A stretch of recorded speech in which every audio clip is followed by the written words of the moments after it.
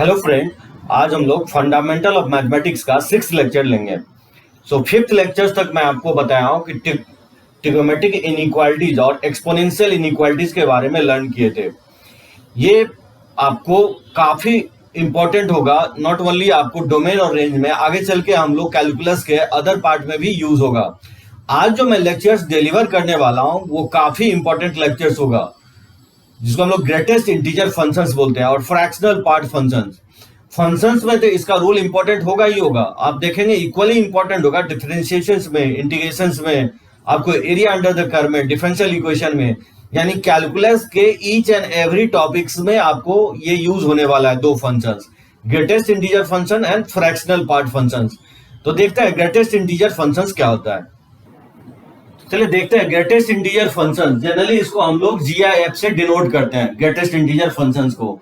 इसको हम लोग स्टेप ऑफ फंक्शंस भी कहा जाता है, ग्रेटेस्ट इंटीजर फंक्शंस को। तो देखते हैं ये होता क्या है greatest integer functions.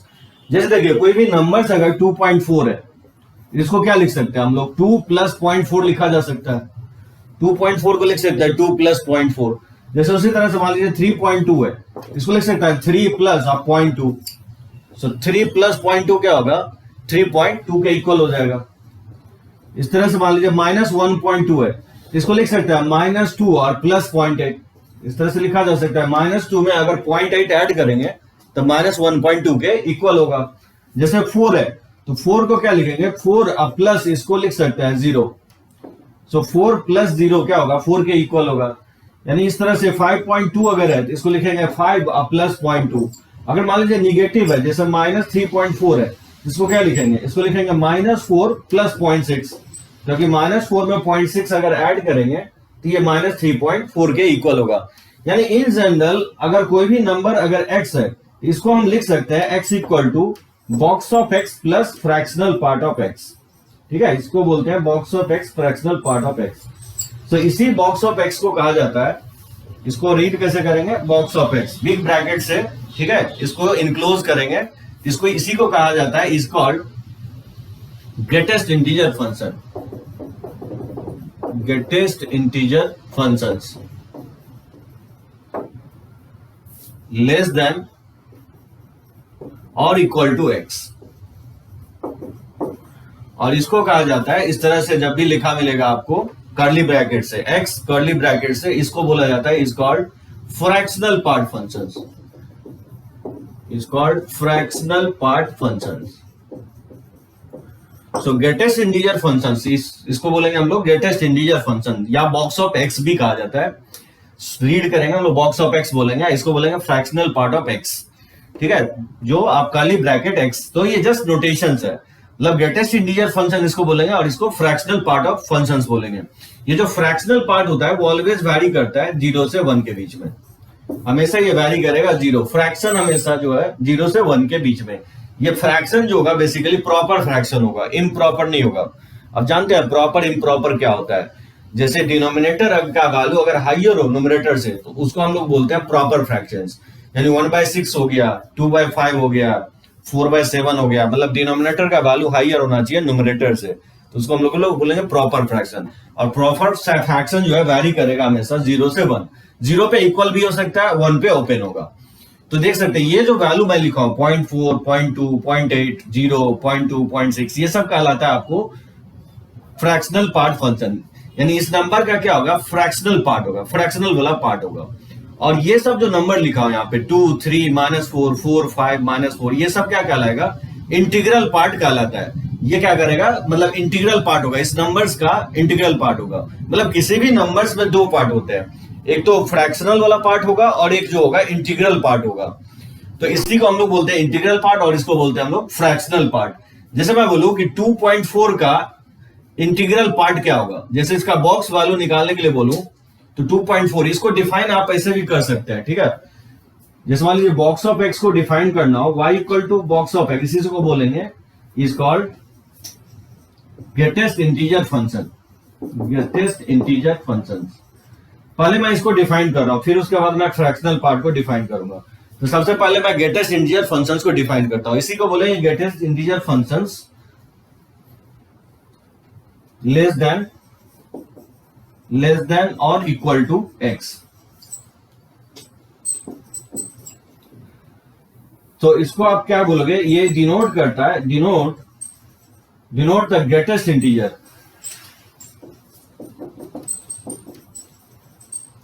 Denote the greatest integer on the number line.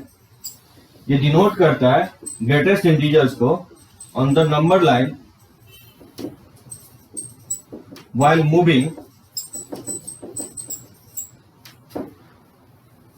ठीक है, greatest integers on the number line while moving left hand side, while moving left hand side starting from x, starting from x, ठीक है। ये denote करेगा box of x, इसी को बोलेंगे आप ग्रेटेस्ट इंटीजर फंक्शन, शॉर्टकट में इसको हम लोग जीआईएफ भी बोलेंगे। और ये लेस देन होता है या इक्वल टू होता है, यानी लेस हो सकता है या इक्वल हो सकता है, यानी एक्स से ग्रेटर कभी नहीं होगा। जैसे यहाँ पे देख सकते हैं 2.4 है, तो यहाँ क्या लिखा हो, 2 लिखा हो, कि जो बॉक्स का वैल्यू है 2.4 से क्या है, 2 छोटा ही है। जैसे 3.2 ये नंबर, ये एक्स है बेसिकली, ये एक्स है, और ये बॉक्स 3 लिखा हो, मतलब 3.2 से 3 क्या है, छोटा ही है, इसलिए लिखा हो लेस देन, ठीक है। या तो लेस देन होगा या नहीं तो इक्वल टू एक्स हो सकता है। इक्वल टू एक्स इसलिए क्योंकि जब आप इंटीजर्स लोगे तो बॉक्स वैल्यू क्या होगा, ये 4 के इक्वल हो जाएगा। मतलब इंटीजर के केस में ग्रेटेस्ट इंटीजर फंक्शन इक्वल होगा, और अगर इंटीजर्स नहीं है, नॉन इंटीग्रल वैल्यू है, जैसे 3.4, 4.5, -1.2, उस केस में ग्रेटेस्ट इंटीजर का फंक्शन क्या होगा, लेस देन होगा। आइदर लेस होगा या इक्वल होगा। नॉन इंटीग्रल वैल्यू पे क्या होगा, लेस देन होगा, और अगर इंटीजर्स लेता है तो greatest integer function equal to होगा। देखिए, इसको एक्सप्लेन करने के लिए मैं इसको लिख रहा हूं कि बॉक्स ऑफ एक्स जो है डिनोट करता है greatest integer on the number line while moving left hand side starting from x. जैसे मान लीजिए नंबर लाइन है, ठीक है, ये प्लस इन्फिनिटी होगा, ये माइनस इन्फिनिटी होगा, बीच में 0 होगा।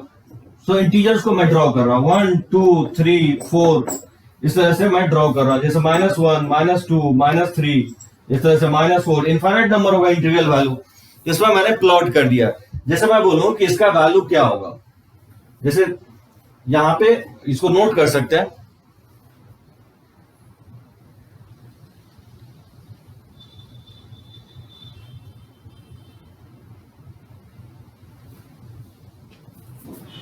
जैसे मैं बोलूं कि 2.4 का बॉक्स वैल्यू क्या होगा। 2.4 का बॉक्स वैल्यू देखिए, 2.4 नंबर लाइंस पर अगर देखेंगे तो 2.4 यहां पे कहीं पे आएगा 2.4। मैं क्या कर रहा हूं कि 2.4 greatest integer on the number line while moving left hand side starting from x, मतलब 2.4 क्या होगा, एक्स होगा, इससे लेफ्ट मूव करेंगे, और इस जो सबसे बड़ा इंटीजर्स होगा 2 1 0 -1 में सबसे बड़ा इंटीजर्स क्या होगा, 2 होगा, तो इसका वैल्यू क्या होगा, 2 के इक्वल होगा। या तो आप ऐसे समझिए, जैसे मैं बोल रहा हूं कि x का वैल्यू यहाँ पे क्या है, 2.4 है, 2.4 से लेफ्ट मूव करेंगे, और जो सबसे बड़ा इंटीजर्स होगा नंबर लाइंस पे वही इसका वैल्यू होता है। जैसे 2.4 से लेफ्ट मूव करेंगे तो जो इंटीग्रल वैल्यू दिखेगा वो आपको 2 दिखेगा, 1 0 -1। तो उस नंबर्स में, उस इंटीग्रल नंबर्स में जो सबसे बड़ा वैल्यू होगा वही क्या होता है कि बॉक्स का वैल्यू होता है। ये डिनोट करता है ग्रेटेस्ट इंटीजर फंक्शंस को।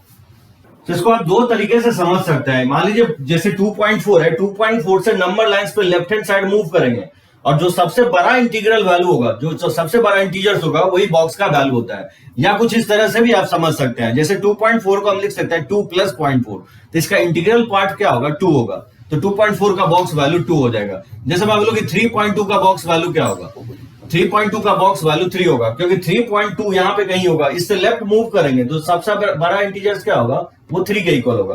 3.2 से लेफ्ट मूव करेंगे तो इंटीजर जो होगा उससे छोटा 3 2 1 0, और उसमें जब आप काउंट करेंगे सबसे बड़ा इंटीजर 3 होगा। या तो आप ऐसे समझिए, यानी तो आप ऐसे समझ सकते हैं 3.2 को हम लिख सकते हैं 3 + 0.2, तो 3 क्या कहलाएगा, इंटीग्रल पार्ट कहलाएगा, और 0.2 ही आपका फ्रैक्शनल पार्ट कहलाएगा। तो 3.2 का बोले कि बॉक्स वैल्यू क्या होगा, तो इसका लिखेंगे हम 3 होगा। जैसे बोले कि 4 का बॉक्स वैल्यू क्या होगा, तो इंटीग्रल का बॉक्स वैल्यू 4 ही लिखेंगे। जैसे 4 का बॉक्स वैल्यू 4 के इक्वल होगा। सो या तो इक्वल हो सकता है या लेस होगा, बॉक्स हमेशा या तो लेस होगा। अगर नॉन इंटीजर्स वैल्यू ले रहे हैं तो बॉक्स वैल्यू इसका लेसर ही आएगा, और यानी तो इंटीग्रल वैल्यू लेते हैं तो फिर इक्वल टू आएगा। इसलिए मैं लिखा हूं कि ग्रेटेस्ट इंटीजर जो होता है या तो लेस होता है या नहीं तो इक्वल टू होता है। जैसे मैं बोलूँ कि 5.2 का बॉक्स वैल्यू क्या होगा, तो 5.2 का आप क्या लिखेंगे, 5 लिखेंगे, क्योंकि 5.2 से लेफ्ट मूव करेंगे जो इंटीजर्स होगा सो 5.2 से जो छोटा इंटीजर्स होगा वो 5 होगा, 4 होगा, 3 होगा, 2 होगा, उसमें जो सबसे बड़ा इंटीजर्स होगा वो 5 होगा। या 5.2 को समझ सकते हैं कि 5 प्लस 0.2 लिख सकते हैं, तो इसका इंटीग्रल वैल्यू क्या होगा, 5 के इक्वल होगा। इसी तरह से मैं बोलूं कि -1.2 का बॉक्स वैल्यू क्या होगा, तो -1.2 का बॉक्स वैल्यू क्या होगा, -1.2 से लेफ्ट साइड मूव करेंगे तो क्या इंटीजर्स दिखेगा, -2, -3, -4 ये दिखेगा नंबर लाइंस पे। तो सबसे बड़ा इंटीजर्स क्या होगा, -2 होगा, यानी -1.2 का बॉक्स वैल्यू क्या लिखेंगे, -2। या तो आप ऐसे समझ सकते हैं, या तो आप इस तरह से समझिए कि -1.2 को लिखेंगे -2 प्लस 0.2। इसे ध्यान रखना है कि -1.2 जो है ये इक्वल नहीं होता है -1 प्लस 0.2 के। ऐसे भी लिख सकते हैं, लेकिन प्रॉब्लम ये है इस तरह से लिखेंगे नहीं, क्योंकि इंटीग्रल पार्ट जो फ्रैक्शनल पार्ट है वो फ्रैक्शनल पार्ट कभी निगेटिव नहीं होता है। सो फ्रैक्शन कभी निगेटिव नहीं होता है, तो ये हमेशा प्लस लिखना है आपको। फ्रैक्शन हमेशा पॉजिटिव होगा, और फ्रैक्शन ऑलवेज वैरी करेगा 0 से 1। 0 के इक्वल हो सकता है जब इंटीजर्स लेंगे। सो इंटीग्रल वैल्यू का फ्रैक्शनल पार्ट क्या हो सकता है, 0 हो सकता है। तो इसको इस तरह से तो लिखा जा सकता है, लेकिन -0.2 जो है निगेटिव फ्रैक्शन कभी नहीं होता है, इसलिए इस तरह से नहीं लिखेंगे। किस तरह से लिखेंगे, -1.2 को लिखेंगे -2 प्लस 0.8, यानी -1.2 का जो इंटीग्रल पार्ट होगा वो -2 होगा, और इसका फ्रैक्शनल पार्ट जो होगा वो 0.8 के इक्वल होगा। सो -1.2 का बॉक्स वैल्यू -2 होगा। जैसे मैं बोलूं कि -3.4 का बॉक्स वैल्यू क्या होगा, -3.4 का बॉक्स वैल्यू जो होगा वो -4 होगा, क्योंकि -3.4 से नंबर लाइंस पर अगर लेफ्ट साइड मूव करते हैं तो जो इंटीजर्स दिखेगा -4, -5, -6, -7 इस तरह से दिखेगा। उसमें जो सबसे बड़ा इंटीग्रल वैल्यू होगा वही बॉक्स का वैल्यू होता है, तो सबसे बड़ा इंटीजर्स -4 दिखेगा आपको। जैसे मैं बोलूं कि जो ई बताया हूं आपको लॉगरिथम में नेपियर्स कांस्टेंट, जिसका वैल्यू होता है 2.718, तो इसका जो बॉक्स वैल्यू क्या होगा, 2.718 का बॉक्स वैल्यू 2 हो जाएगा। अगर मैं बोलूं कि -e का बॉक्स वैल्यू क्या होगा, तो -2.71 से लेफ्ट मूव करेंगे तो सबसे बड़ा इंटीजर्स क्या दिखेगा आपको, -3, तो -e का बॉक्स वैल्यू जो होगा -e होगा। अगर मैं बोलूं कि पाई का बॉक्स वैल्यू क्या होगा, पाई का गेस्टेड इंटीजर फंक्शंस क्या होगा, तो पाई का वैल्यू जो होता है वो 3.14 होता है, तो 3.14 से लेफ्ट साइड मूव करेंगे तो सबसे बड़ा इंटीजर्स क्या दिखेगा आपको, 3 दिखेगा। अगर मैं बोलूं कि -पाई का बॉक्स वैल्यू क्या होगा, तो पाई का वैल्यू होता है 3.14, तो -पाई होगा -3.14 होगा, तो -3.14 से लेफ्ट साइड मूव करेंगे तो सबसे बड़ा इंटीजर्स क्या दिखेगा आपको, -4, तो -पाई का जो बॉक्स वैल्यू होगा वो -4 होगा। उसी तरह से अगर बोले कि ई स्क्वायर का बॉक्स वैल्यू क्या होगा, तो ई स्क्वायर का बॉक्स वैल्यू कैसे फाइंड आउट करेंगे, तो 2.71 होता है ई का वैल्यू, तो क्या करेंगे 2.71 को 2.71 से मल्टीप्लाई कर देंगे, ठीक है, ये ई स्क्वायर के इक्वल होगा। इसको मल्टीप्लाई करेंगे तो क्या होगा 7, और ये हो जाएगा 2, 7 से मल्टीप्लाई करेंगे तो 7 49, और ये 14 और 4 ऐड करेंगे तो ये 18 हो जाएगा। उसी तरह 2 से मल्टीप्लाई करेंगे तो ये 2 हो जाएगा, और ये 14 हो जाएगा, और ये 5 हो जाएगा। इसको ऐड करेंगे तो ये 14 और ये 9 और प्लस 2 11 और प्लस 2, सो ये 13 हो जाएगा, और 13 और प्लस 1 ये 15 हो जाएगा, और ये 12 ये 13 हो जाएगा, 6 और ये 7, इसमें डेसिमल 40 यानी 7.35 होगा। यानी 7.35 का बॉक्स वैल्यू क्या लिखेंगे, 7.35 का बॉक्स वैल्यू लिखेंगे हम 7 के इक्वल। तो -e स्क्वायर का बोले कि बॉक्स वैल्यू क्या होगा, तो -e स्क्वायर का जो बॉक्स वैल्यू होगा, क्योंकि -7.35 तो -7.35 होगा -e स्क्वायर का वैल्यू, उससे लेफ्ट मूव करेंगे तो सबसे बड़ा इंटीजर क्या होगा, -8 होगा। उसी तरह से अगर बोले कि पाई स्क्वायर का बॉक्स वैल्यू क्या होगा, तो 3.14 को 3.14 से मल्टीप्लाई करेंगे तो पाई स्क्वायर होगा, सो 9 पॉइंट समथिंग आएगा, जिसको बॉक्स वैल्यू क्या लिख सकते हैं, 9 लिखेंगे। सो ध्यान रखना है, जब पॉजिटिव इंटीजर्स है तो डेसिमल से पहले जो नंबर है वही उसका आंसर हो जाता है। जैसे 3.2 में 3 हो गया, 2.4 में 2 हो गया। लेकिन अगर निगेटिव है, जैसे -1.2 है तो -1 से एक लेस ले लेना है, -2, बस इतना ही ध्यान रखना है आपको। और कोई अगर इंटीजर्स है, जैसे बोले कि 5 का बॉक्स क्या होगा, तो वह फिर वही वैल्यू लिखना है, ठीक है, इंटीग्रल वैल्यू वही लिखेंगे। मुझे लगता है कि एक्सप्लेन हो गया होगा कि ग्रेटेस्ट इंटीजर फंक्शन किसी वैल्यू का कैसे फाइंड आउट करते हैं, ठीक है, इसको आप लिख सकते हैं, नोट कीजिए।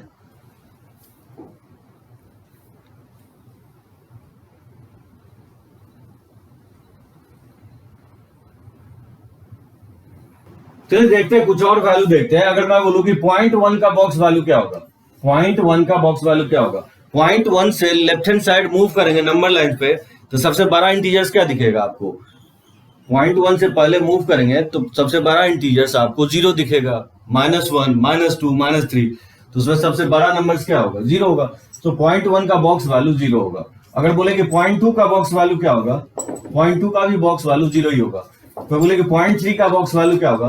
तो 0.3 का भी बॉक्स वैल्यू 0 होगा। यानी डेसिमल में जितने नंबर्स हैं उसका पॉइंट बॉक्स वैल्यू जो होगा ऑलवेज 0 के ही इक्वल होगा। ठीक है, जैसे बोले कि -0.1 का बॉक्स वैल्यू क्या होगा? -0.1 का बॉक्स वैल्यू -1 होगा, क्योंकि -0.1 से लेफ्ट हैंड साइड मूव करेंगे तो जो सबसे बड़ा इंटीजर दिखेगा वो -1, इंटीजर जो दिखेगा -1, -2, -3 दिखेगा, उसमें जो सबसे ग्रेटेस्ट इंटीजर होगा वो -1 होगा। यानी अगर बोलना चाहें कि ग्रेटेस्ट इंटीजर किस नंबर का फिक्स होगा, जैसे मैं डिफाइन करना चाहूं ग्रेटेस्ट इंटीजर फंक्शन 0 कब होगा, बॉक्स का वैल्यू 0 कब होगा, यानी x अगर 0 से लेकर के x अगर आप 0 से लेकर के 1 तक लेते हैं तो उसका बॉक्स वैल्यू ऑलवेज क्या होगा? 0 होगा। सो बॉक्स वैल्यू इसका 0 होगा। तो 1 किसका होगा बॉक्स वैल्यू? 1 जो बॉक्स वैल्यू होगा, जैसे 1 का बॉक्स 1 होगा, 1.1 का 1 होगा, 1.2 का 1 होगा, 1.3 का 1 होगा, 1.39 का 1 होगा, 1.4 का 1 होगा। यानी एवरी नंबर लाइंग बिटवीन 1 से 2, 1 पे इक्वल हो और 2 पे ओपन हो।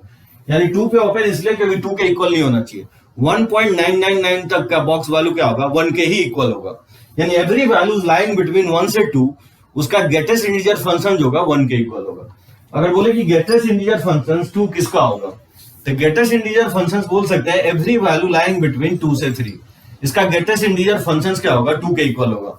2 पे इक्वल होना चाहिए और 3 से लेस होना चाहिए, 3 के इक्वल नहीं होना चाहिए, 3 से जस्ट लेस, 2.999 तक चलेगा, क्योंकि उसका भी ग्रेटेस्ट इंटीजर फंक्शन 2 के इक्वल होगा। जैसे 3 किसका होगा? तो 3 से 4 होना चाहिए। ये तो हो गया पॉजिटिव साइड। कुछ वैल्यू निगेटिव साइड लेते हैं। -1 कब होगा बॉक्स वैल्यू? -1 होगा जब एवरी नंबर लाइंग बिटवीन -1 से 0, -1 से 0 कोई भी वैल्यू लेंगे तो उसका ग्रेटेस्ट इंटीजर फंक्शन -1 होता है।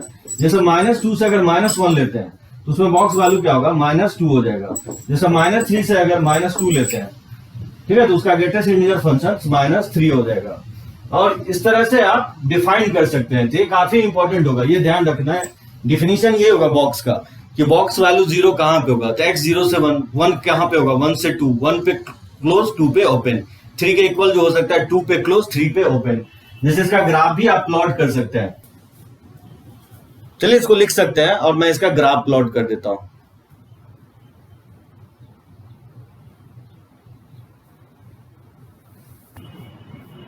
नहीं, इसका ग्राफ प्लॉट कर रहा हूं। कैसे ग्राफ प्लॉट करेंगे? सो बॉक्स का वैल्यू 0 का भी होगा जब x का वैल्यू 0 से 1 लेंगे। एवरी वैल्यू लाइंग बिटवीन 0 से 1, 0 पे क्लोज, 1 पे ओपन होना चाहिए, यानी 1 के इक्वल नहीं होना चाहिए। दैट मींस 0.999 तक का बॉक्स वैल्यू क्या होगा? ग्रेटेस्ट इंटीजर फंक्शन 0 होगा। एवरी वैल्यू लाइंग बिटवीन 1 से 2, 1 के इक्वल, 2 से लेस, तो उसका बॉक्स वैल्यू 1 होगा। 2 के इक्वल नहीं होना चाहिए, यानी 1.99 तक जाएगा, उसका ग्रेटेस्ट इंटीजर फंक्शन 1 के इक्वल होगा। इस तरह से हम फाइंड आउट करेंगे बॉक्स का वैल्यू। और इसका देखिए ग्राफ कैसे हम प्लॉट करते हैं। जैसे एक्स एक्सिस का जो इक्वेशन होता है आप जानते हैं y = 0 होता है, और जो y एक्सिस का इक्वेशन होता है वो x = 0 होता है। तो देखिए y = 0, पहला जो फंक्शन है वो y = 0 है, तो y = 0 का ग्राफ ही होगा y = 0, एक्स एक्सिस ही होगा।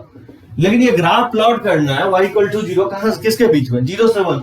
तो मान लीजिए ये 0 है और 0 से 1, इसको हाईलाइट कर देंगे 0 से 1 वाले पार्ट को, ये 0 से 1 हो जाएगा। ठीक है, तो 0 से 1 में इसका ग्राफ हो जाएगा y = 0। ये होगा ग्राफ y = 0 का, क्योंकि एक्स एक्सिस का ग्राफ होता है y = 0 और 0 से 1 में प्लॉट करना था। उसी तरह से मुझे y = 1 का ग्राफ प्लॉट करना है, तो y = 1 जो लाइन होगा ये हो जाएगा y = 1। मान लेता हूं ये y = 1 लाइन है। ठीक है, तो y = 1, ये ग्राफ जो प्लॉट करना है किसके बीच में? ये ग्राफ प्लॉट करना है 1 से 2 के बीच में। तो 1, लेट्स से ये 1 है और ये मान लेता हूं लेट्स से 2 है, तो 1 से 2 में इसको हाईलाइट कर देंगे, बाकी पार्ट को डिलीट कर देंगे, इसको डिलीट कर देंगे। ठीक है, इस वाले पार्ट को भी डिलीट कर देंगे। ये ग्राफ होगा y = 1 और यहाँ डार्क सर्किल लगाएंगे क्योंकि 1 पे क्या है? क्लोज है, 1 पे इक्वल का साइन है, और 2 पे हॉलो सर्किल इसलिए लगाएंगे क्योंकि 2 के इक्वल नहीं है। तो 2 पे हॉलो सर्किल डिनोट कर रहा है कि वो वैल्यू यहां नहीं है, और डार्क सर्किल 1 पे यहां डिनोट कर रहा है कि वैल्यू यहां नहीं है, यहां पे है। यानी 1 का बॉक्स वैल्यू 1 है, 1.1 का बॉक्स वैल्यू 1 है, 1.2 का बॉक्स वैल्यू 1 है, 1.3, 1.4, 1.5, 1.99 तक का बॉक्स वैल्यू 1 है। लेकिन अगर 2 है तो फिर बॉक्स वैल्यू 1 नहीं है, इसलिए हॉलो सर्किल लगाया। उसी तरह से मुझे ग्राफ प्लॉट करना है y इक्वल टू 2 का, तो y इक्वल टू 2 का जो ग्राफ होगा ये हो जाएगा y इक्वल टू 2 का ग्राफ। लेकिन ये ग्राफ जो y इक्वल टू 2 का है वो प्लॉट पूरे लाइन पे नहीं करना है, x जहां 2 से 3 के बीच में वैरी कर रहा है उसी के बीच में y इक्वल टू 2 का ग्राफ प्लॉट करना है। तो लेट्स से ये 2 है और एज्यूम कर लेता हूं ये 3 है, ये हो गया 2 से 3, तो यहाँ डार्क सर्किल लगाना है और यहाँ पे होलो सर्किल, तो ये ग्राफ हो जाएगा y इक्वल टू 2 का। ठीक है, उसी तरह से 3 से 4 में ड्रॉ करेंगे तो देखिएगा इस तरह से आएगा, ये हो गया 3 से 4, ये हो गया y equal to 3। Negative side अगर ड्रॉ करेंगे y इक्वल टू -1 का ग्राफ क्या होगा, y इक्वल टू -1 का लाइन ये होगा y इक्वल टू -1। लेकिन ये ग्राफ ड्रॉ किस पे बीच में करना है, -1 से 0 के बीच में करना है, तो -1 लेट से ये -1 मान लेता, तो -1 से 0 के बीच में ये ग्राफ होगा y इक्वल टू -1 का, ये -1 से 0 के बीच में हम प्लॉट किए हैं। ठीक है, उसी तरह से y इक्वल टू -2, ये हो जाएगा y equal to -2, y equal to -2। लेकिन y इक्वल टू -2 जो प्लॉट करना है मुझे -2 से -1 के बीच में प्लॉट करना है, तो लेट्स से ये -2 ये है, -2 यहां पे होगा, -2 से -1 इसी के बीच में हाईलाइट कर देंगे। ठीक है, इसके बीच में हाईलाइट कर देंगे, तो ये ग्राफ होगा y इक्वल टू -2 का। से इस तरह से ग्राफ होगा। ठीक है, y इक्वल टू -2 से -1, -1 से 0 में ये होगा, 0 से 1 में होगा, 1 से 2 में होगा, 2 से 3 में होगा। मतलब इस ग्राफ को आप देखेंगे तो लैडर की तरह दिखेगा, आपको सीढ़ी की तरह दिख रहा है, लग रहा है कि एक सीढ़ी पे हम चल रहे हैं जिसका लेंथ क्या है 1 यूनिट है। तो इसको हम लोग बोलते हैं स्टेप ऑफ फंक्शन। इसलिए ग्राफ हो गया बॉक्स ऑफ एक्स का। इसी को या तो आप ग्रेटेस्ट इंटीजर फंक्शन बोलिए या लोग इसको क्या बोलता है स्टेप ऑफ फंक्शन भी कहता है, क्योंकि ये स्टेप ऑफ फंक्शन, क्योंकि ये सीढ़ी जैसा इसका ग्राफ है इसलिए इसको नाम दिया गया है स्टेप ऑफ फंक्शन। बोले इसका डोमेन क्या होगा, यानी एक्स के किस वैल्यू के लिए डिफाइंड होगा, इसका डोमेन होगा ऑल रियल वैल्यू, एक्स के सभी वैल्यू के लिए डिफाइंड होगा। बोलेंगे इसका रेंज क्या हो सकता है, इसका रेंज जो होगा y बिलोंग्स टू इंटीजर होगा, यानी ये जो जनरेट करेगा हमेशा इंटीग्रल वैल्यू जनरेट करेगा, यानी -2, -1, 0, 1, 2 एंड सो ऑन, ये हमेशा जनरेट करेगा इंटीग्रल वैल्यू। तो इसका आउटपुट हमेशा इंटीजर्स होगा, जबकि इसका इनपुट कोई भी वैल्यू ले सकता है, यानी हर एक वैल्यू पे बॉक्स वैल्यू डिफाइंड होगा। 2-3 चीजें इसमें ध्यान रखना है, ये डिफिनीशन ये काफी इंपॉर्टेंट होगा कि बॉक्स को हम डिफाइन कैसे कर रहे हैं। दूसरा चीज ग्राफ, आगे चल के ग्राफ काफी यूजफुल होने वाला है, ये ग्राफ आप ध्यान रखने, -2 से -1 में ये होगा ग्राफ, y इक्वल टू -1 से 0 से 1 में, 1 से 2 में, 2 से 3 में। मतलब आप कोई बोले कि 2 से 3 में बॉक्स वैल्यू क्या होगा तो क्विकली आपको बताना है कि 2 होगा। कोई बोले कि -1 से 0 में बॉक्स वैल्यू क्या होगा तो आपको बताना है कि -1 होगा। कोई बोले कि -3 से -2 में बॉक्स वैल्यू क्या होगा तो आपको बताना है कि -3 के इक्वल होगा ये बॉक्स वैल्यू। जैसे -2.1 का बॉक्स वैल्यू क्या होगा, -3 होगा। तो इस तरह से आप फाइंड आउट कर सकते हैं बॉक्स वैल्यू। तो चलिए इसको लिख सकते हैं,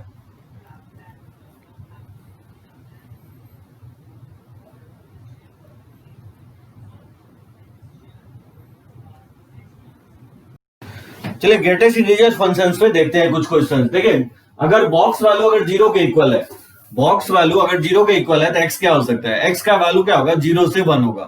x जब 0 से 1 लेंगे तो बॉक्स का वैल्यू क्या होगा 0 होगा। 0.1, 0.2, 0.3, 0.4 इस सब का वैल्यू क्या होगा 0 के इक्वल होगा।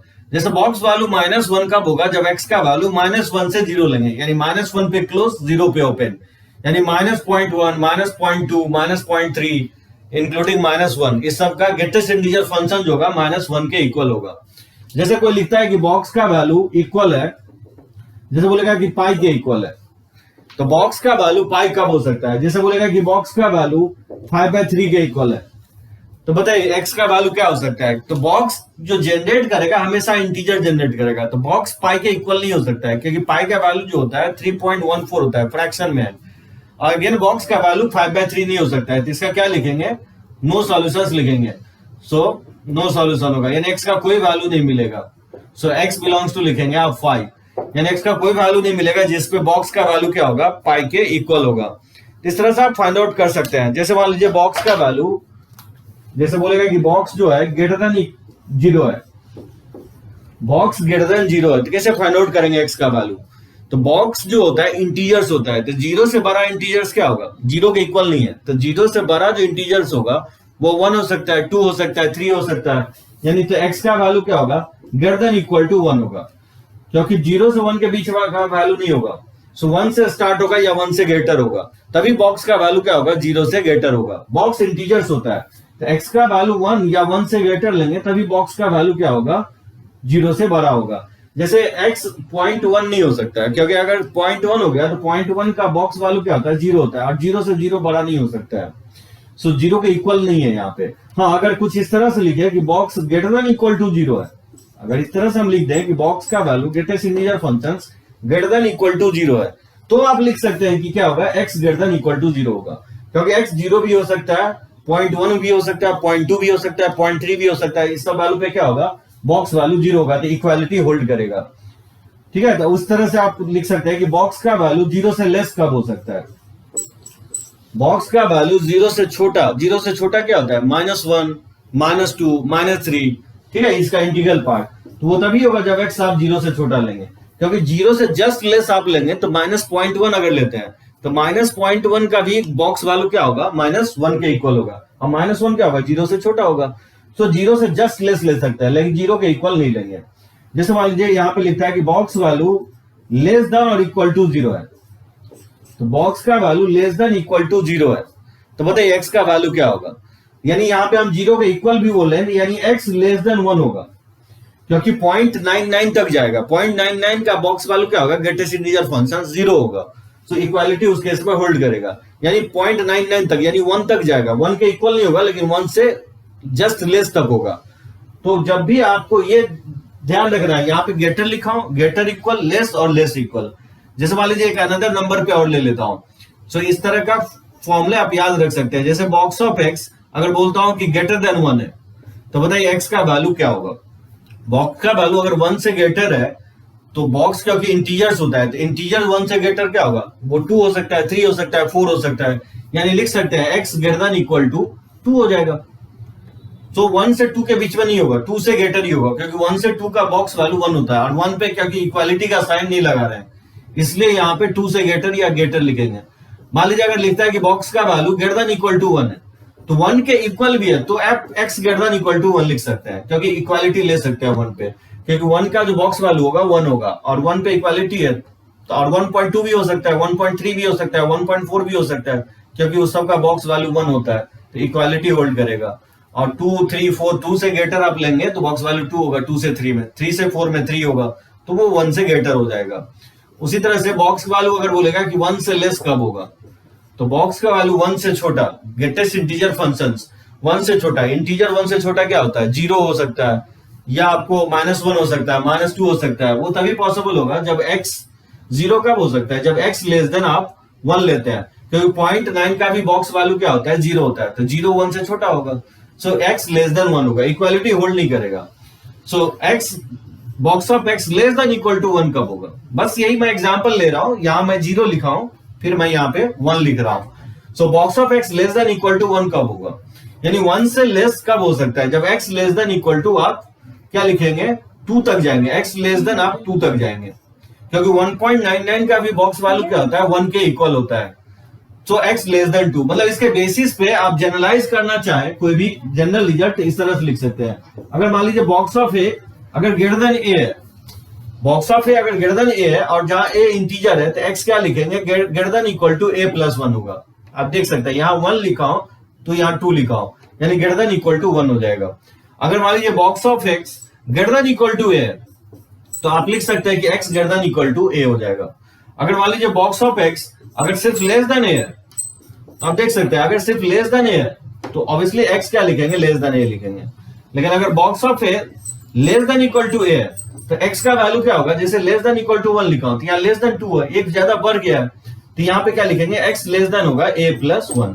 तो ये ध्यान रखना है आपको, ठीक है। ग्रेटर इक्वल, लेस और लेस इक्वल, इस तरह से हम जज करेंगे। बॉक्स को इनइक्वालिटी से हटाना हो तो ये प्रॉपर्टीज आपको यूज करेगा। इस टाइप का प्रॉपर्टीज मेमोराइज रख सकते हैं। जैसे मान लीजिए लिखेगा कि बॉक्स ऑफ एक्स जो है जैसे 1 से 3 के बीच में, तो बॉक्स ऑफ एक्स 1 से 3 है, तो एक्स क्या होगा, जैसे 1 के इक्वल है, तो बताइए एक्स कहां से कहां तक हो सकता है। अब 3 के इक्वल नहीं है, यानी 2 तक जाना चाहिए, तो इवन आप यहाँ 3 तक ले सकते हैं, क्योंकि 2.99 का बॉक्स वैल्यू 2 ही होता है, तो इसमें 2 लाई कर रहा है बॉक्स का वैल्यू, क्योंकि 1 से 3 में जो इंटीजर्स होगा वो 1 होगा, क्योंकि 1 पे इक्वालिटी है। 2 भी हो सकता है लेकिन 3 नहीं होगा। सो x 3 से जब लेस लेंगे, जैसे 2.99 तक लेंगे, तो 2.99 का बॉक्स वैल्यू क्या होता है, 2 के इक्वल होगा। सो 2 तो इसमें लाई कर ही रहा है, सो 3 से जस्ट लेस ले सकते हैं। और यहाँ पे 1 के इक्वल है, तो 1 के इक्वल बॉक्स वैल्यू कब हो सकता है, जब 1 के इक्वल या 1 से ग्रेटर लेंगे, क्योंकि 0 तक तो जाएगा नहीं, क्योंकि 0 आप लेते हैं तो पॉइंट जैसे 1 लेते हैं तो बॉक्स वैल्यू 0 हो जाएगा, 0 इसमें लाई नहीं कर रहा है, इसलिए लेस देन इक्वल टू 1 होगा। इसका आंसर हो जाएगा 1 से 3, 1 पे क्लोज 3 पे ओपन हो जाएगा। जैसे इस तरह से लिखा हुआ है कि बॉक्स का वैल्यू जो है, जैसे मान लीजिए 1 से, अगर मैं बोल रहा हूं इक्वालिटी नहीं लगाते हैं, 1 से 5 है, बॉक्स का वैल्यू 1 से 5 है, तो कैसे फाइंड आउट करेंगे? चलिए पहले इसको लिखिए, नोट कीजिए, फिर मैं लेता हूं कुछ और क्वेश्चंस।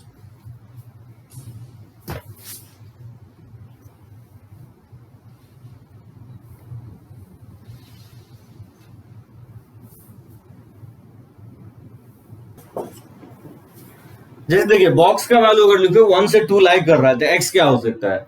तो बॉक्स तो इंटीजर्स होता है, बताइए 1 से 2 कोई इंटीजर्स होगा?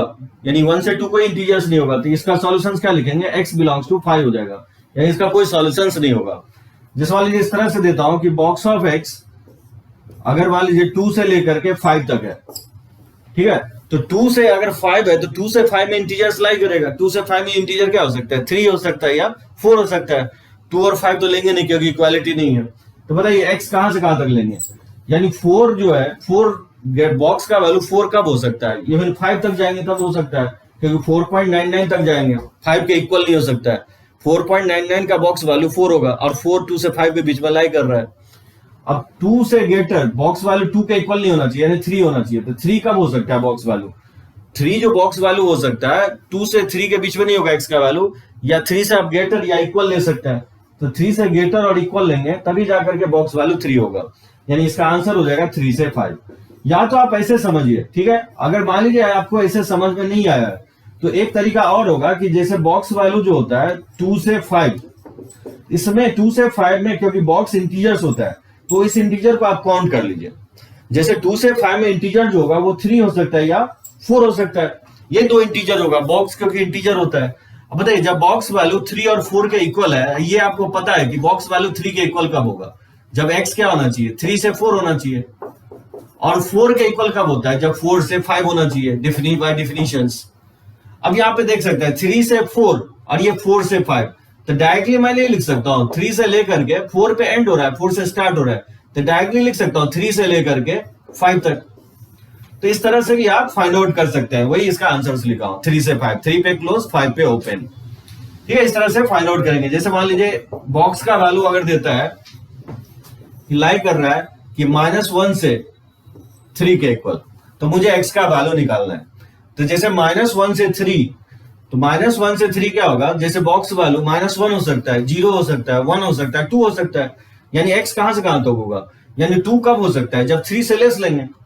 बॉक्स वैल्यू 2 के इक्वल कब हो सकता है? जब 3 से जस्ट लेस लेंगे, क्योंकि 2.99 का बॉक्स वैल्यू क्या होता है? 2 ही होता है, 3 के इक्वल नहीं लिया हूं। अब बताइए -1 के इक्वल बॉक्स वैल्यू कब हो सकता है? -1 के इक्वल हो सकता है जब आप -1 से लेस ही लेंगे, क्योंकि -1 से लेस लेंगे तभी होगा, यानी x बिलोंग्स टू -1 से 3 हो जाएगा, क्योंकि -1 से पहले नहीं जा सकता है। -1 से पहले क्या होगा? -1.1 होगा, तो -1.1 का बॉक्स वैल्यू -2 हो जाएगा, इसलिए -2 के बीच में लाई नहीं कर रहा है, इसलिए -1 तक ही जाएगा, ठीक है। उसी तरह से मान लीजिए 4th देता है कि बॉक्स वैल्यू जैसे लेट्स से 3 से लेकर के 5 तक इक्वल है, तो 3 से 5 है, 3 पे क्लोज है और 5 पे ओपन है, तो बताना है कि बॉक्स का वैल्यू क्या होगा। तो बताइए सॉरी x का वैल्यू क्या होगा? तो 5 के इक्वल क्या हो सकता है? बॉक्स वैल्यू 5 के इक्वल है, दैट मींस x का वैल्यू 6 तक जा सकता है, x का वैल्यू 6 तक जाएगा, लेकिन 6 के इक्वल नहीं होगा, 6 से जस्ट लेस होगा। 6 से जस्ट लेस क्या होगा? 5.99 होगा। 5.99 का बॉक्स वैल्यू जो होगा वो 5 के इक्वल हो सकता है, क्योंकि इक्वालिटी होल्ड कर रहा है। अब बताइए यहाँ 3 पे इक्वल नहीं है, यानी 3 से ग्रेटर जो बॉक्स इंटीजर होता है, 3 से ग्रेटर इंटीजर क्या होगा? 4 होगा। अब आपको सोचना है कि 4 इंटीजर्स कब हो सकता है? 4 इंटीजर तभी हो सकता है जब 4 के इक्वल या 4 से ग्रेटर लेंगे, यानी इसका आंसर हो जाएगा 4 से 6 हो जाएगा। उसी तरह मान लीजिए 5th लेता हूं कि बॉक्स का वैल्यू जैसे 3, दोनों साइड इक्वालिटी ले लो, जैसे 1 बॉक्स वैल्यू, जैसे 5, जैसे 1 से 5, 1 पे इक्वल, 5 पे भी इक्वल, बॉक्स का वैल्यू 1 से 5, तो बताइए एक्स कहां से कहां तक होगा? 5 के इक्वल तभी होगा जब हम 6 तक जाएंगे, ठीक है। और 1 पे इक्वल है, तो 1 पे इक्वल जैसे 0.9 नहीं हो सकता, क्योंकि 0.9 का बॉक्स वैल्यू 0 होता है, तो मतलब 1 तक ही जाएगा, 1 से पहले नहीं जाएगा, यानी इसका आंसर हो जाएगा 1 से 6। इस तरह से आप फाइंड आउट कर सकते हैं, ठीक है। तो यहाँ पे मैंने क्या किया, पहला केस लिया तो इक्वल का साइन नहीं लिया, दूसरा में मैंने क्या किया कि आपको यहाँ पे इक्वल का साइन लिया, तीसरा में क्या हूं यहाँ पे इक्वल का साइन ले लिया, और चौथा में लिया मतलब दोनों पे इक्वल का साइन ले लिया। मतलब ये 4 एग्जाम्पल याद रखेंगे। जब इक्वल नहीं होगा तो कैसे हो रहा है, इसमें 1 ऐड हो रहा है लेफ्ट साइड। दूसरा केसेस लिया हूं जब आप इक्वल यहाँ पे लेते हैं, तो दोनों यहाँ पे इक्वल नहीं लेंगे तो यहाँ पे +1 हो जाएगा, और यहाँ पे मान लीजिए इक्वल का साइन लिया हो तो एज इट इज रह जाएगा। अगर इक्वल का साइन लेते हैं तो एक आगे बढ़ जाएगा, 6 हो जाएगा, और दोनों तरफ इक्वल का साइन ले रहे हैं तो यहाँ पे तो एज इट इज रहेगा, लेकिन ये 5 की जगह 6 हो जाएगा। तो आपको ध्यान रखना है इस टाइप का। जैसे मान लीजिए x greater than equal to pi लिखता है बॉक्स का वैल्यू, तो बॉक्स का वैल्यू पाई से ग्रेटर और इक्वल है, तो बताना है कि x का वैल्यू क्या हो सकता है। तो बताइए पाई का वैल्यू क्या होता है, 3.14 होता है। तो 3.14 से ग्रेटर या इक्वल, तो 3.14 से ग्रेटर और इक्वल क्या हो सकता है, 4 हो सकता है, 5 हो सकता है, 6 हो सकता है। तो बताइए x क्या होगा, x greater than equal to 4 हो जाएगा, क्योंकि x greater than equal to 4 लेंगे तो बॉक्स वैल्यू इसका 4, 5, 6, ये 4 होगा या 5 हो सकता है या 6 हो सकता है, तो वो वैल्यू 3.14 से क्या होगा, ग्रेटर हो जाएगा। इसका आंसर हो जाएगा 4 से इंफिनिटी। इस तरह से आप बॉक्स को हटा सकते हैं। तो चलिए इसको नोट कीजिए।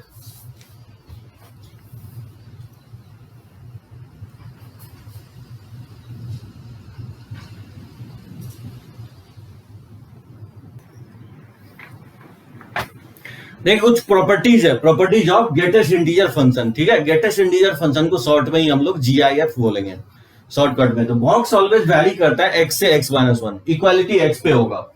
जैसे आप क्रॉस चेक कर सकते हैं, ये ध्यान रखना, लिमिट विमिट में भी काफी यूज करेंगे आगे चल के। बॉक्स का वैल्यू ऑलवेज वैरी करता है x-1 से x तक, x पे इक्वल होगा। जैसे इसको वेरीफाई करना है तो देखिए कैसे वेरीफाई कर सकते हैं। जैसे मान लीजिए x की जगह 2.6 पुट कर दे, तो बताइए x की जगह अगर 2.6 पुट करते हैं तो क्या होगा, 2.6 -1 1.6, और 2.6 का बॉक्स वैल्यू और लेस देन इक्वल टू 2.6, और देख सकते हो 1.6 लेस देन 2.6 का बॉक्स वैल्यू 2 होता है, ये करेक्ट होगा, यानी 2 लाई कर रहा है 1.6 से 2.6।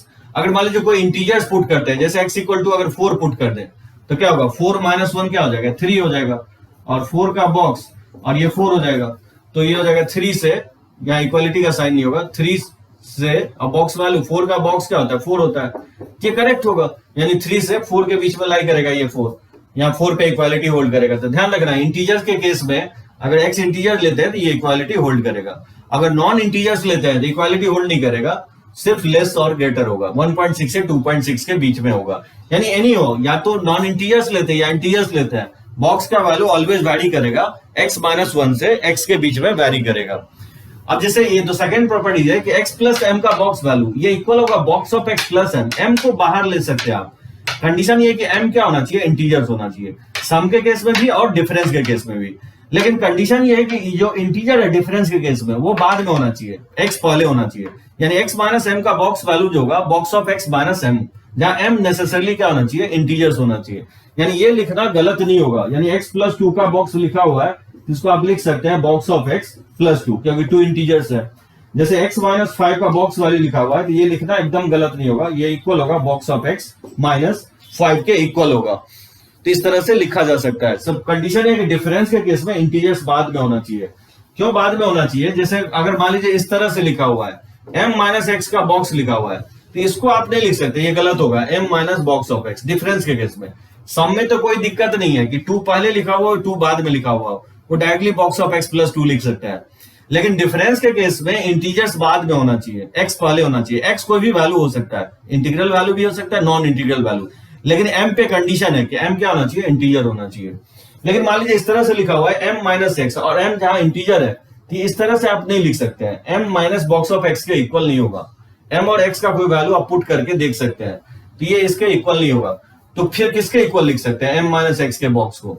देखिए m माइनस एक्स के बॉक्स को आप इस तरह से लिख सकते हैं, माइनस एक्स प्लस m लिख देंगे, और माइनस एक्स प्लस m लिखने के बाद फिर ये प्रॉपर्टी आप लगा सकते हैं क्योंकि आप देख सकते हैं इसको लिखेंगे माइनस एक्स का बॉक्स वैल्यू और m इंटीजर रहता है, m को बाहर ले लेंगे। तो इस तरह से लिखना एकदम सही होगा, इस तरह से लिख सकते हैं, लेकिन इसको इस तरह से लिख नहीं सकते हैं। तो ये सेकेंड प्रॉपर्टीज हो गया, ठीक है। सो x माइनस एम, जब भी आपको इस तरह से लिखा हुआ 2 माइनस एक्स का बॉक्स वैल्यू, अगर इंटीजर्स वाले है तो इसको कैसे लिख देंगे, माइनस एक्स प्लस 2 लिख देंगे, और इसको लिखेंगे माइनस एक्स का बॉक्स वैल्यू और प्लस 2 लिखेंगे।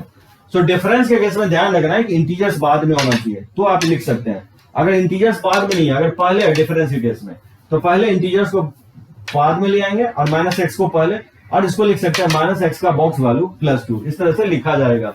ये आपका सेकंड प्रॉपर्टीज हो गया। देखिए 3 प्रॉपर्टीज होगा, काफी इंपॉर्टेंट होगा। तीसरा प्रॉपर्टीज होगा जैसे बॉक्स ऑफ एक्स और प्लस माइनस एक्स का बॉक्स वैल्यू। ये अगर इंटीजर्स है, अगर एक्स इंटीजर है, इसका वैल्यू 0 होता है। Box of x plus minus x का बॉक्स वैल्यू ऑलवेज 0 होगा इंटीजर्स पे। काफी इंपॉर्टेंट प्रॉपर्टीज होगा ये। Box of x plus minus x का बॉक्स वैल्यू 0 होगा अगर इंटीजर्स लेते हैं। जैसे इंटीजर लेट से 1 अगर लेते हैं तो 1 का बॉक्स वैल्यू 1 होगा और -1 का बॉक्स वैल्यू -1 होगा, तो 1 - 1 एड अप होकर के क्या हो जाएगा, 0 हो जाएगा। जैसे मान लीजिए 5 लेते हैं, 5 अगर लेते हैं तो 5 का बॉक्स क्या हो जाएगा, 5 होगा, और -5 का बॉक्स क्या होगा, -5 होगा, तो 5 - 5 क्या होगा, 0 हो जाएगा।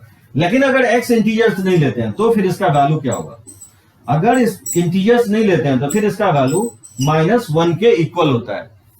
अगर आप एक box of x plus minus box of x -1 होगा जब आप एक्स इंटीजर्स नहीं लेते हैं। कोई एक वैल्यू लेकर के आप जस्टिफाई कर सकते हैं। देखिए मान लीजिए अगर एक्स का वैल्यू नॉन इंटीग्रल वैल्यू लूं, लेट्स से 2.3 ले लूं, तो बताइए लेफ्ट हैंड साइड क्या होगा। लेफ्ट हैंड साइड लिखा box of x plus minus x का बॉक्स वैल्यू, तो बताइए इसमें पुट करेंगे तो क्या होगा, 2.3 का बॉक्स वैल्यू और प्लस हो जाएगा -2.3 का बॉक्स वैल्यू। तो मैंने क्या किया, नॉन इंटीग्रल वैल्यू एक लिया 2.3, और 2.3 मैं लेफ्ट हैंड साइड पुट करके देखने की कोशिश कर रहा हूं कि -1 के इक्वल आ रहा है कि नहीं। तो बताइए 2.3 का बॉक्स वैल्यू क्या होता है, 2.3 का बॉक्स वैल्यू 2 होगा, और -2.3 का बॉक्स वैल्यू क्या होता है, -3 होता है। तो 2 - 3 क्या हो जाएगा, -1। तो देख सकते हैं नॉन इंटीजर्स वैल्यू पे इसका सम ऑलवेज क्या आएगा, -1 आएगा। तो ये प्रॉपर्टीज होगा जो कि काफी इंपॉर्टेंट होगा, ये तीनों प्रॉपर्टीज। चलिए इसको लिख सकते हैं फर्स्ट, सेकेंड और थर्ड, ये प्रॉपर्टीज काफी इंपॉर्टेंट होगा। एक और प्रॉपर्टीज होगा, जैसे मैं फोर्थ लिख रहा हूं, जैसे x प्लस वाई का बॉक्स जो होगा वो लेसर देन इक्वल टू होगा box of x plus box of y plus 1, और ग्रेटर देन होगा box of x plus box of y से। वैसे ये इतना इंपॉर्टेंट नहीं होगा, डायरेक्टली ये प्रॉपर्टीज ध्यान रखेंगे, इक्वालिटी यहाँ पे भी होल्ड कर सकता है। तो x प्लस वाई का box value lesser than equal to होगा box of x plus box of y plus 1 से, और ग्रेटर देन इक्वल टू होगा box of x plus box of y। ज्यादातर प्रॉपर्टी ये 3 प्रॉपर्टी यूज होगा, first, second और ये थर्ड।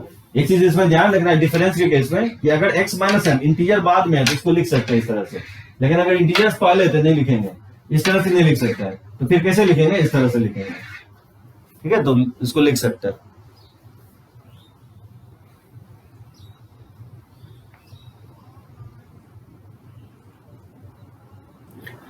चलिए देखते हैं फ्रैक्शनल पार्ट फंक्शंस। ये भी फंक्शंस काफी इंपॉर्टेंट होगा।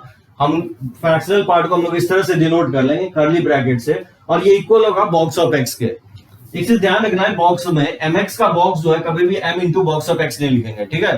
तो बॉक्स सम और डिफरेंस में लिखा जाएगा, लेकिन अगर प्रोडक्ट में है इंटीजर, जैसे 2x का बॉक्स लिखा हुआ है तो ये कभी नहीं लिखेंगे, गलत हो जाएगा। 2 इंटू बॉक्स ऑफ एक्स ये कभी भी नहीं होगा, चाहे m इंटीजर हो या नहीं हो। सो प्रोडक्ट के फॉर्म में नहीं लिखा जाएगा ग्रेटेस्ट इंटीजर फंक्शन केस में, ठीक है। चलिए देखिए फ्रैक्शनल पार्ट फंक्शन जो होगा वो इक्वल होगा x minus box of x. बोलेंगे ये कैसे होगा, जैसे अभी जस्ट बताया हूं कि किसी भी नंबर्स में क्या होता है, इंटीजर्स और फ्रैक्शन मिलकर ही क्या होता है, x के इक्वल होता है। ये भी इंपॉर्टेंट होगा, ये रिलेशन होगा between greatest integer function and fractional part function. x always equal होगा box of x plus fractional part of x। तो यहां से बताइए फ्रैक्शनल पार्ट ऑफ x अगर निकालना चाहें तो किसके इक्वल होगा, x minus box of x। यानी वो नंबर में से अगर ग्रेटेस्ट इंटीजर फंक्शन सब्ट्रैक्ट कर देते हैं तो वो किसके इक्वल आएगा, फ्रैक्शनल पार्ट ऑफ x के इक्वल आएगा। और ये ऑलवेज नॉन नेगेटिव वैल्यू होता है जो वैरीज करता है 0 से 1 के बीच में। So fractional part of x always vary करेगा 0 से 1, 0 पे इक्वल होगा, 1 पे ओपन होगा, ये ऑलवेज इसके बीच में होगा, ठीक है। तो जैसे मैं बोलूंगी 2.1 का फ्रैक्शनल पार्ट क्या होगा, जैसे 2.1 का फ्रैक्शनल पार्ट क्या होगा, 0.1 होगा, क्योंकि इसको लिख सकते हैं 2 + 0.1, ये 2 इंटीग्रल पार्ट हो जाएगा, 0.1 क्या होगा इसका फ्रैक्शनल पार्ट हो जाएगा। तो 0.1 ये इसका फ्रैक्शनल पार्ट होगा। जैसे मैं बोलूं कि 3 का फ्रैक्शनल पार्ट क्या होगा, क्योंकि 3 के आगे डेसिमल कुछ है नहीं, इसलिए इसका फ्रैक्शनल पार्ट क्या होगा, 0 हो जाएगा। क्योंकि 3 को हम लिख ही सकते हैं 3 प्लस 0, इसका इंटीग्रल पार्ट 3 होगा, फ्रैक्शनल पार्ट 0 हो जाएगा। जैसे बोलो कि 2.4 का फ्रैक्शनल पार्ट क्या होगा, 2.4 का फ्रैक्शनल पार्ट आप बोल सकते हैं 0.4 होगा, क्योंकि 2.4 को आप लिख ही सकते हैं 2 प्लस 0.4, सो फ्रैक्शनल पार्ट इसका क्या होगा 0.4। वो ऑलवेज वैरी करेगा किसके बीच में, 0 से 1 के बीच में। 0 कब होगा, जब आप इंटीजर्स लेते हैं, इंटीजर्स का ही क्या होता है, फ्रैक्शनल पार्ट 0 के इक्वल होता है। जैसे -1.2 लो, -1.2 का बोलो कि फ्रैक्शनल पार्ट क्या होगा, जैसे -1.2 को क्या लिखेंगे, -2 प्लस 0.8 लिखेंगे। तो ध्यान रखना है कि इसका फ्रैक्शनल पार्ट 0.8 होगा। तो जब भी निगेटिव आएगा तो डेसिमल में जो भी है 1 में से सब्ट्रैक्ट कर देना, यानी 0.2 जो है 1 माइनस 0.2 यानी 0.8 होगा।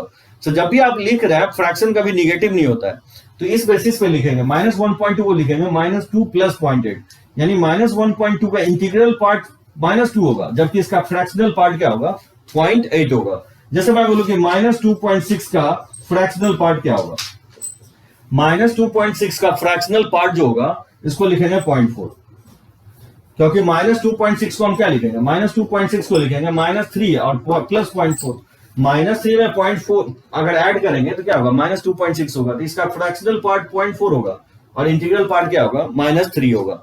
तो -2.6 का फ्रैक्शनल पार्ट 0.4 होगा। तो ध्यान रखना निगेटिव के केस में, जैसे मैं बोलूं कि पाई का फ्रैक्शनल पार्ट क्या होगा, पाई का फ्रैक्शनल पार्ट कैसे निकालेंगे, जैसे पाई का वैल्यू क्या होता है 3.14 होता है, ठीक है, तो उसका फ्रैक्शनल पार्ट 0.4 होता है। अब बताइए 0.4 कैसे आया, 0.14 कैसे आया, 3.14 से 0.4 कैसे आया, 3 सब्ट्रैक्ट कर नहीं पाया, यानी इसका फ्रैक्शनल पार्ट क्या बोल सकते हैं, पाई में से 3 घटा दे तो जो वैल्यू आएगा वही उसका फ्रैक्शनल पार्ट होगा। जैसे मैं बोलूं कि ई का फ्रैक्शनल पार्ट क्या होगा, तो ई का जो वैल्यू होता है 2.71 होता है, तो इसका फ्रैक्शनल पार्ट जो होगा 0.71, क्योंकि ये इरेशनल नंबर होता है तो डॉट डॉट डॉट लिखेंगे आप, तो 2.71 में फ्रैक्शनल पार्ट 0.71 होगा, तो 0.71 कैसे आएगा, ई में 2 घटा देंगे तो जो वैल्यू आएगा वही इसका फ्रैक्शनल पार्ट होगा।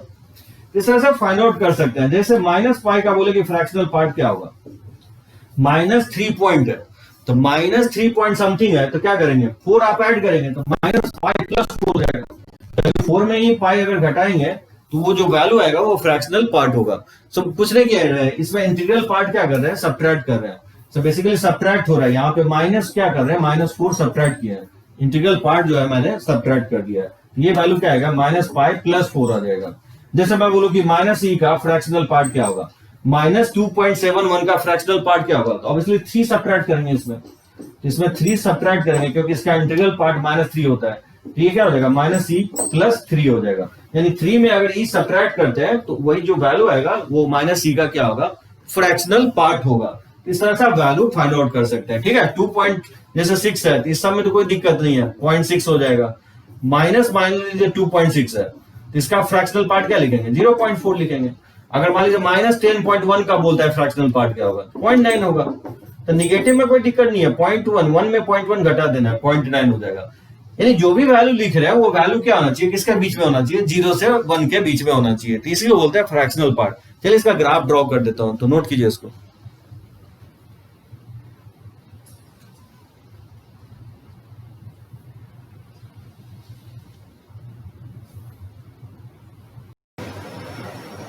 ठीक है, इसको डिफाइन कर रहे हैं हम लोग फ्रैक्शनल पार्ट को, तो y इक्वल टू क्या होगा, फ्रैक्शनल पार्ट ऑफ x, जिसको हम लोग क्या लिखे थे, x minus box of x के इक्वल होता है। या तो ये लिखेंगे या नहीं तो ये लिखेंगे, दोनों बात बराबर ही होगा, क्योंकि box of x plus fractional part sum जो होता है उसका ऑलवेज इक्वल होता है, बॉक्स और फ्रैक्शनल पार्ट का सम क्या होगा, ऑलवेज x के इक्वल होगा। तो यहां से फ्रैक्शनल पार्ट अगर निकालते हैं तो x minus box of x के इक्वल होगा। तो मुझे इसको डिफाइन करना है। देखिए फ्रैक्शनल पार्ट जो है किसके इक्वल होगा, जैसे 0.1 का फ्रैक्शन क्या होगा, 0.1 ही होगा, 0.2 का फ्रैक्शन क्या होगा, 0.2 ही होगा, 0.3, 0.4, 0.5, 0.6 इस सब का जो फ्रैक्शनल पार्ट होगा वही नंबर होता है, यानी x ही लिखेंगे। यानी x लाइज करेगा अगर 0 से 1 तो उसका फ्रैक्शनल पार्ट जो होगा वो x के ही इक्वल होगा, ठीक है। तो फ्रैक्शनल पार्ट ऑफ x ही होगा जब x लाइज बिटवीन 0 से 1।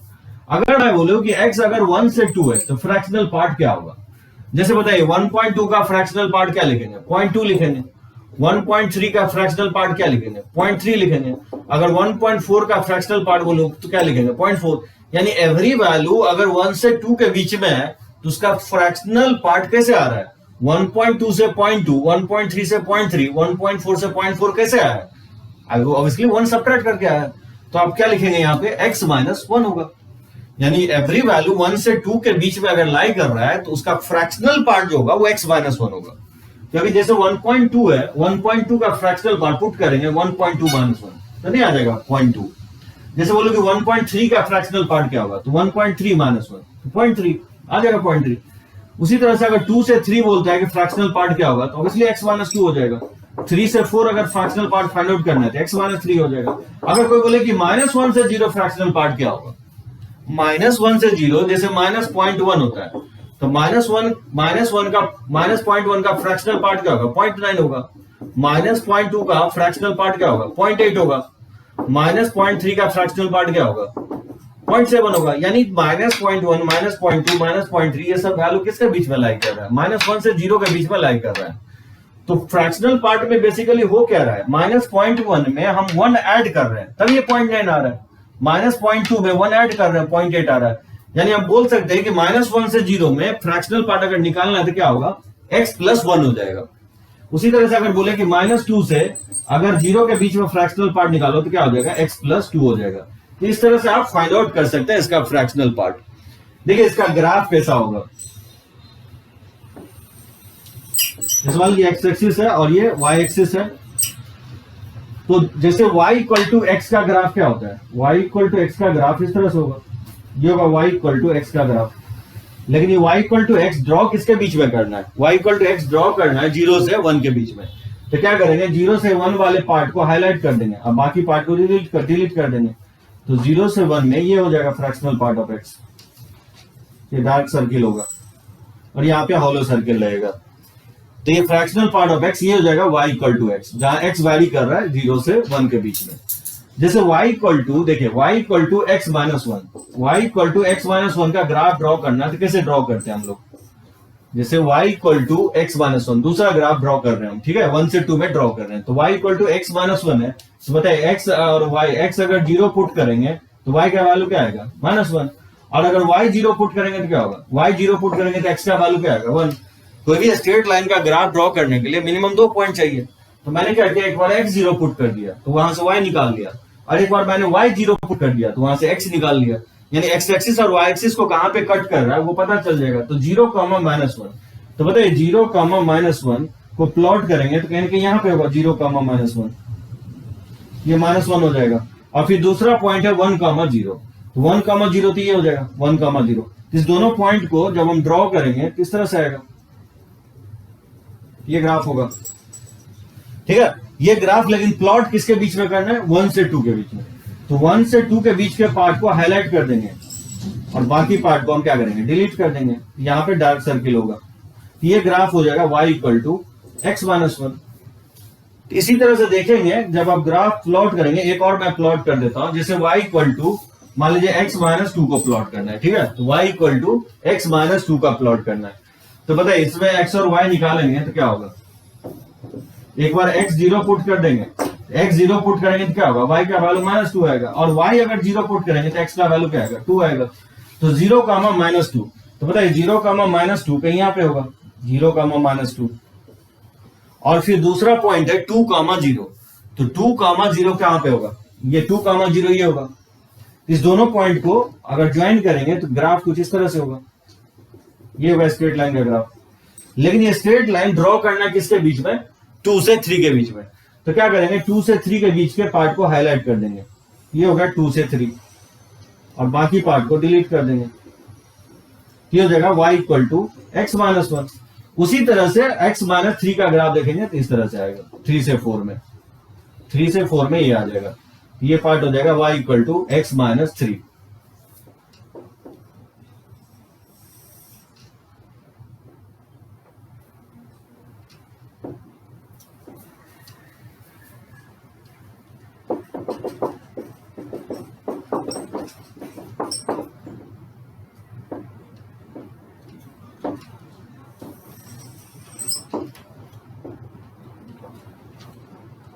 ठीक है। तो y equal to x minus 3 का ग्राफ ये होगा। उसी तरह से जैसे आप -1 से 0 प्लॉट करेंगे तो y equal to x plus 1 का देखिएगा ग्राफ ड्रॉ करेंगे तो इस टाइप से आएगा।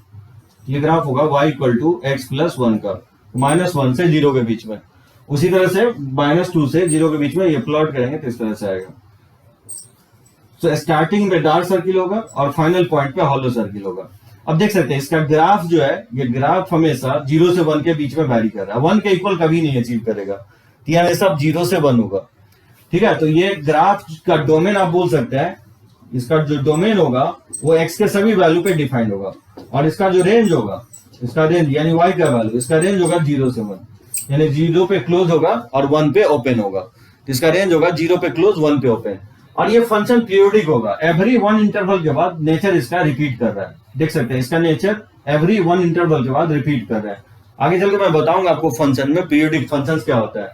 ये बोल लिख सकते हैं कि ये फंक्शन पीरियोडिक होगा। Fractional part of x is periodic with period, इसका पीरियड क्या होगा 1 के इक्वल होता है। सो फ्रैक्शनल पार्ट पीरियोडिक होगा जिसका पीरियड 1 होगा। एवरी 1 इंटरवल के बाद इसका नेचर क्या हो रहा है, रिपीट कर रहा है। तो 2-3 बातें ध्यान रखना है। ये बेसिकली डिसकंटिन्यूअस होता है। एवरी इंटीजर्स पे क्या होगा, पेन उठेगा। डिसकंटिन्यूअस का मतलब ग्राफ ड्रॉ करेंगे इंटीजर के क्रॉस तो पेन उठेगा। जैसे हॉलो सर्किल, फिर यहाँ पेन लाएंगे, फिर यहां से यहाँ पेन लाएंगे तो पेन उठ रहा है। यानी इंटीजर, एवरी इंटीजर के क्रॉस ग्राफ क्या हो रहा है, ब्रेक हो रहा है। जैसे हम लोग tan x का ग्राफ क्या होता है, ब्रेक करता है π/2, 3π/2, 5π/2। ये भी ग्राफ क्या होगा, डिसकंटिन्यूअस होगा। ग्राफ इंटीग्रल पॉइंट पे ब्रेक करेगा और डोमेन इसका ऑल रियल वैल्यू, सभी वैल्यू पे डिफाइन होगा। और ये जनरेट हमेशा 0 से 1 करेगा, 0 पे क्लोज 1 पे ओपन। तो ध्यान रखना है, ये डिफिनीशन हो गया आपको x, x-1, x-3 इस इंटरवल में, -1 से 0 में x प्लस 1 होगा, -2 से -1 में x प्लस 2 होगा। तो ये डिफिनीशन याद रखेंगे। ग्राफ हो गया, डोमेन नेज हो गया, इसको हम लोग ग्राफ पे काफी यूज करेंगे, काफी इंपॉर्टेंट ये फंक्शंस होगा। तो चलिए इसको लिखिए और 1-2 पॉइंट इसका प्रॉपर्टी जो वो मैं लिखवा देता हूं।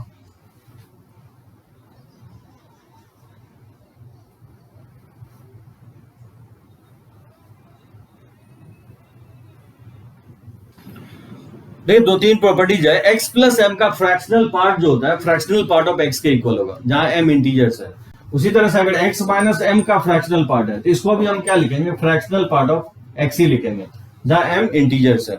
यानी सम और डिफरेंस के केस में अगर इंटीजर्स है तो इंटीजर जो है फ्रैक्शन जो है इंटीजर्स पे डिपेंड नहीं करता है। ध्यान रखना ये इंटीजर्स, आप जैसे मैं बोलूँ कि 0.2 का फ्रैक्शन क्या होगा, फ्रैक्शनल पार्ट, तो 0.2 ही होगा। अगर मैं बोलूँ कि 5.2 का फ्रैक्शनल पार्ट क्या होगा, तो भी आंसर 0.2 ही होगा। यानी उसमें हम 5 ऐड कर दिए 0.2 में, तो फ्रैक्शनल पार्ट क्या होगा, चेंज नहीं होता है। तो इंटीजर्स पे फ्रैक्शनल पार्ट डिपेंड नहीं करता, तो इंटीजर्स को आप छोड़ सकते हैं। जैसे बोले कि 2.4 यानी x, अगर बोले कि 2.4 अब +5 का फ्रैक्शनल पार्ट क्या होगा, तो मैं बोल रहा हूँ कि जो 2.4 का फ्रैक्शनल पार्ट होगा वही होगा, क्योंकि 5 ऐड करें या 5 को छोड़ दे कोई फर्क नहीं पड़ेगा। और 2.4 का फ्रैक्शनल पार्ट क्या होता है, 0.4 हो जाएगा। तो इस तरह से प्रॉपर्टी यूज कर सकते हैं। सो फ्रैक्शन इंटीजर पे डिपेंड नहीं करता है, इंटीजर को आप हटा सकते हैं। ये पहला प्रॉपर्टीज होगा। सेकेंड प्रॉपर्टीज होगा फ्रैक्शनल पार्ट का, ये होगा कि फ्रैक्शनल पार्ट ऑफ x और प्लस माइनस x का फ्रैक्शनल पार्ट, ये बेसिकली 0 होता है इंटीजर पे। जैसे मैं बोलूं कि 5 का फ्रैक्शनल पार्ट क्या होगा, 0 होगा, और -5 का फ्रैक्शनल पार्ट क्या होगा, 0 होगा। अगर x हम 5 ले लें तो इसका सम क्या हो जाएगा, 0 हो जाएगा। अगर x इंटीजर्स नहीं ले, x अगर इंटीजर्स नहीं ले तो फ्रैक्शनल पार्ट इसका जो होता है 1 के इक्वल होता है। सेम इधर बॉक्स में ध्यान होगा, बॉक्स में मैंने लिखवाया -1, जबकि फ्रैक्शनल पार्ट के केस में इसका वैल्यू क्या होगा, 1 होगा। कोई एक वैल्यू पुट करके आप देख सकते हैं। जैसे बोलिए x इक्वल टू जैसे 1.2 पुट करें, so non integral value put कर रहे हैं, तो बताइए लेफ्ट हैंड साइड क्या होगा, fractional part of x minus x का फ्रैक्शनल पार्ट। तो 1.2 पुट करेंगे तो 1.2 का फ्रैक्शनल पार्ट और -1.2 का फ्रैक्शनल पार्ट। तो बताइए 1.2 का फ्रैक्शनल पार्ट जो होता है 0.2 होता है, और -1.2 का फ्रैक्शनल पार्ट क्या होता है, 0.8 होता है। तो क्या आ जाएगा, ये 1 के इक्वल हो जाएगा। 0.2 और 0.8 जो होगा 1 के इक्वल हो जाएगा। सो ये दो प्रॉपर्टीज काफी इंपॉर्टेंट होगा फ्रैक्शंस के केस में, कि fractional part of x plus minus x का फ्रैक्शनल पार्ट इंटीजर के केस में 0 होगा, और नॉन इंटीजर्स के केस में ये क्या होगा, नॉन इंटीजर के केस में 1 के इक्वल होगा। तो चलिए इसको लिख सकते हैं। इस पे देखिए, मान लीजिए कुछ क्वेश्चंस अगर ले लें, मान लीजिए समेशंस ऑफ, अगर इस तरह से देता है कि x प्लस r का फ्रैक्शनल पार्ट और बोलेगा कि R1 से लेकर के 100 तक है। तो इसका वैल्यू अगर बोले फाइंड आउट करने के लिए तो कैसे फाइंड आउट करेंगे? इसका वैल्यू फाइंड आउट करने के लिए बोलता है तो इसको एक्सपैंड कर देंगे। तो बताइए x+1 का फ्रैक्शनल पार्ट क्या लिखेंगे? इसको x+2 का फ्रैक्शनल पार्ट, सिग्मा को पहले ओपन कर देंगे और इस तरह से x+100 का फ्रैक्शनल पार्ट इस तरह से लिख सकते हैं। अब बताइए x+1 का फ्रैक्शनल पार्ट को फ्रैक्शनल पार्ट ऑफ x लिख सकते हैं क्योंकि 1 पे तो डिपेंड नहीं करेगा इस प्रॉपर्टी से। Fractional part of x integers पे डिपेंड नहीं करता। x+2 का फ्रैक्शनल पार्ट ऑफ x लिखेंगे, इस तरह से लिखते जाएंगे, ठीक है। x+100 का भी फ्रैक्शनल पार्ट ऑफ x के ही इक्वल होगा। अब बताइए ये कितने टर्म है? 1 से लेकर के 100 टर्म है। तो फ्रैक्शनल पार्ट ऑफ x 100 बार है, 100 टर्म्स है, इसको नहीं लिख सकते 100 times of fractional part of x। इस तरह से आप आंसर फाइंड आउट कर सकते हैं। तो चलिए इसको नोट कीजिए।